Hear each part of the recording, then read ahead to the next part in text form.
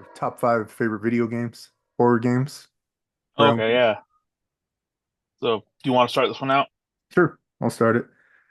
And this was a hard list to do.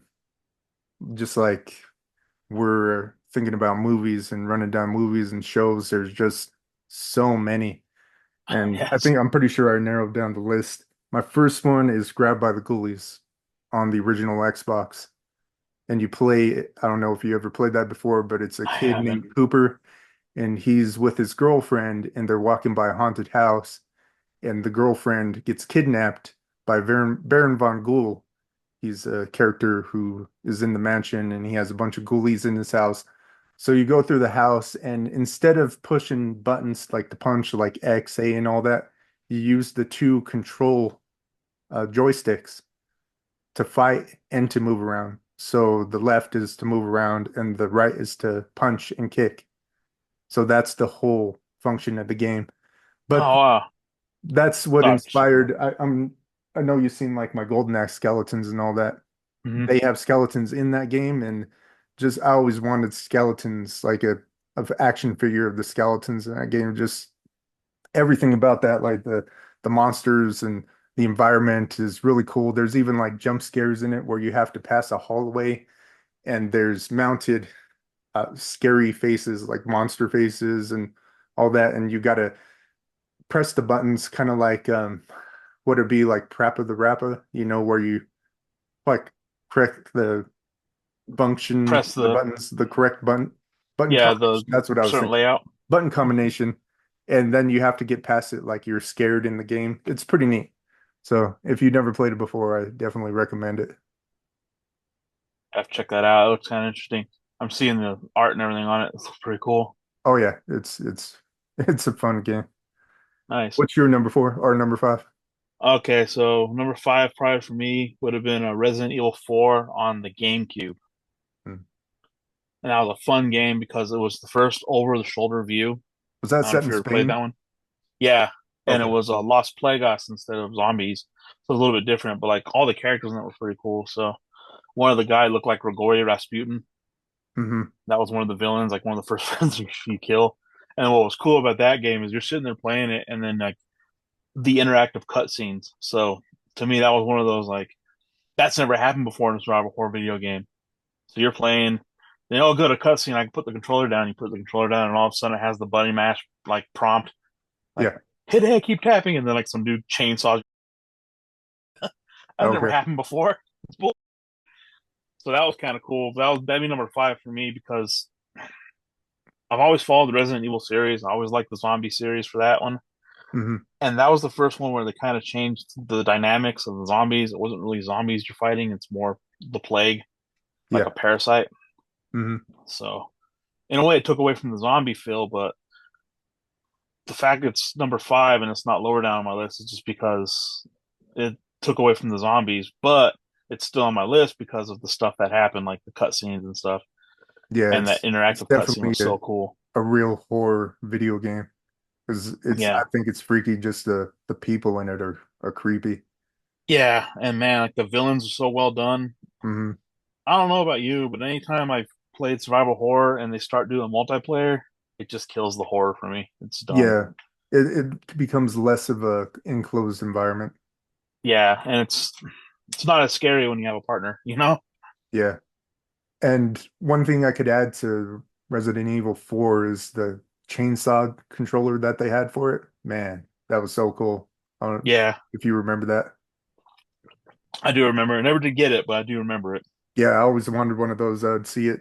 It was like, this is cool. I don't know how it would work or if it would be exactly functional, but it's cool nevertheless. I just like chainsaw stuff. So my number four is Are You Afraid of the Dark? Orpheo's Curse. Have you heard of that game? No, I haven't. So what it is a brother and sister. They are near a theater and they see all graphics. It's a closed down theater. It's set in maybe the 20s, I believe. And they're walking by it and they see all the ads and everything and they sneak in and it's a point and click game.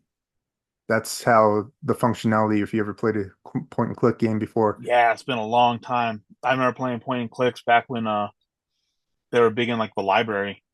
Yeah, Like when you're able to go to the library and play computer games, the very first start ones. yeah, I think you would love this game if you tried it, but you have to go solve the mystery of Orpheus' curse, why he's cursed, and I don't want to give up too much, but walking through the whole thing and you have to solve the mysteries and all that, and there's times where you're chased by a skeleton and you have to run away in the correct way or it's going to get you and you have to restart. And it's all led by the Midnight Society. So the cast from Are You Afraid of the Dark, they're integrated in the game. So they start off the story and you have to continue the story. It's a really cool element to it. That's pretty cool. Yeah, and so there's alternate endings too. So if you don't correct exactly finish the game like you should, it makes you go back and it's just like, well, this shouldn't happen. Are you sure you want to do this? Like the Midnight Society will say this. But Prompting you is like, hey, I do this instead. yeah, it's just I think it's aged pretty well for what it is. It's kind of the functionality is kind of dated, but still it's just a great game. That's cool. I kind of neat you brought up one of the point and clicks because those are just old school. Hmm. And I remember playing a couple of them down out in the library and stuff. And those are always kind of neat games to play. And it just shows like kind of how far we've gotten in video Yeah, game technology now. yeah. It would be kind of cool to see an updated version of point and click. I don't know Yeah, if it would be they make kind of them neat. anymore. I don't think so. I know there's a few here and there, but it's not straight up point and click like they used to do. What Hmm. I like about that one, those ones is like it's almost like the I don't know if you remember the old books they used to make where it's choose your own adventure. Yeah, So you read the book and then all of a sudden like it says, do you do this or do you do that? Turn to page 67, turn to page 3, what yeah. I have know you. what you're talking about. Yeah, and then you either die or you do something right. Yeah. Yeah, that's kind of how that reminded me. What's your number four? Number four for me, let's see, I'm trying to think, would probably have to be Outlast. Outlast was a really good one. Okay. And I don't, you probably never did play that one yet. No, I haven't. That's another good one too. And what was kind of cool about that game, and I liked it with survival horror, was so I know it's what it based out is, of but a I have never played it. yeah, you're based out of an insane asylum in Colorado, and you're a reporter, so you don't have like weapons. So it kind of leaves you completely and utterly defenseless. You're just basically running and hiding. And you want to talk about creepy characters and stuff, and just being on edge. That game puts you on edge because like you have to hide in lockers and stuff and not make sounds. And the only thing you have is a camcorder, and the only light you have is the battery that you get for these camcorders. So that's how you see like the light and stuff. So you can go like in what is it like a night vision mode Hmm. and kind of see where things are. It's just a jacked up freaking game, but it was really good. I was on one of those ones where it puts you on edge, and it's good because it was a survival horror game that came out when everything else was starting to come out just hokey. So Yeah. you had like Resident Evil 5, Resident Evil 6, those were team up games. You had Dead Space 3, which sucked. Then you had there was another one out there. It was called Fear, but they did like it was a not a sequel, but a three part of it, and same thing. Hmm. Those games were good when they were solo. When you started teaming up, I think me and my buddy beat Fear 3 in like one sitting because we were just Really? plowing through it, man. And it was Oh, just and it takes away from the fear. yeah. But Outlast was scary. It was a good freaking game. Yeah. I'll have to. And what platform was it on? That one's actually I think it's on everything now, but it was on Is it now? Xbox. Did they remake it, Yeah. remaster it? I think they might have. I know you can still get it on like the Xbox Play Store and stuff. You can get Outlast and Outlast Okay. 2. All Outlast 1 was a little scarier, I think, because you're more isolated because you're trying to escape this insane asylum. So Outlast 2 was more like farmland and things like that, from what I okay. remember. All right. So moving on to my number three is Doom 2. I don't know if you ever played the original Doom series. Yeah. And it's kind of funny because you mentioned yesterday that, or in the first show, I should say, but we did it yesterday. Your dad used to play Wolfenstein. Yeah. Yeah, so Wolfenstein, I was like, yeah, man, Wolfenstein was really good. And then another one, oh man, I forgot about that too, is Blake Stone. It's set in this outer space, but it's the same thing. It's a first person shooter. It's like old Doom, like in between Doom and Wolfenstein.